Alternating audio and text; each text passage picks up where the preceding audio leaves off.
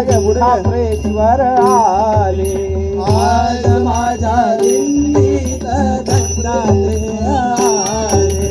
ज्ञानबा तुकाराम ज्ञानबा तुकाराम, ज्ञानबा तुकाराम ज्ञानबा तुकाराम, ज्ञानोबा तुकाराम ज्ञानोबा तुकाराम, ज्ञानबा तुकाराम ज्ञानबा तुकाराम, ज्ञानबा तुकाराम ज्ञानबा तुकाराम विठूचा गजर हरिनामाचा झेंडा रोहिला विठूचा गजर हरिनामाचा झेंडा रोहिला. विठूचा गजर हरिनामाचा झेंडा रोहिला गुरुराया परब्रह्म परिपूर्ण तेजया आरतीच्या ठाया सुवर्ण दाटी पंचारती ओवाळू तुझला पंच प्राण हे स्वामींची भाऊ पद कमला सियासीन मूर्ती विराजे थोडस दळ कमळे.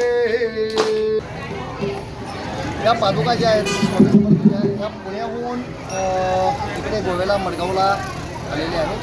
वारडेकर कुटुंबियाने हे दुसरं वर्ष आहे आमच्या पुणेकरांना इथे आमंत्रित केलं स्वामींच्या पादुका. या पादुका पुण्यामध्ये संपूर्ण महाराष्ट्रावर गुजरात अनेक ठिकाणी जात असतात. वर्षभर पादुकांचे स्वामींचे कार्यक्रम चालू असतात.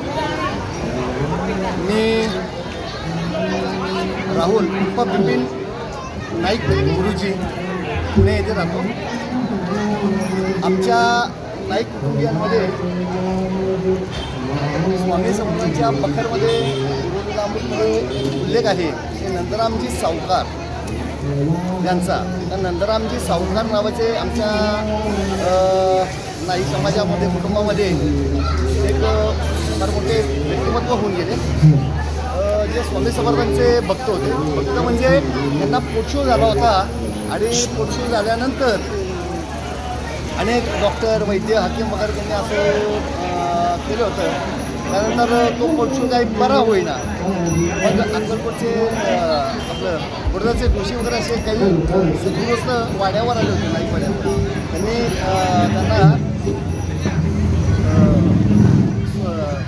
निवेदन केलं की तुम्ही स्वामींना शरण जा. नंदराम मनोमन स्वामींना शरण नवस बोलले तर माझा पोटशूळ बरा झाला तर मी अक्कलकोटला सहस्र ब्राह्मण भोजन घाले. आणि मग त्यानुसार स्वामी पहिल्यांदा पुण्यामध्ये नाईक वाड्यावर आले, मुक्कामी होते. स्वामींना रोज जे स्नान घातलं जायचं त्या परतीतल्या वाड्याने नंदरामजींना स्नान घातल्याचं कालांतरानं अशा प्रकारे तो 2-4 ठिकाणी पुढे बरा झाला काय आणि पुढे जाऊन नंदरामजींनी अक्कलकोटला सहस्र ब्राह्मण भोजन केलं.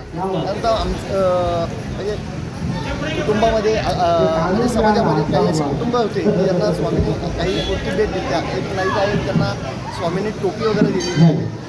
आमच्या स्वतः माझे वडील जे होते विजय नाईक हे खोपोलीला जे मंदिर आहे परशुरामाचं बाळप्पा महाराजांचे शिष्य गजानन महाराज वगैरे आमचा त्या मंदिर बांधण्याशी वगैरे असा संबंध आला होता.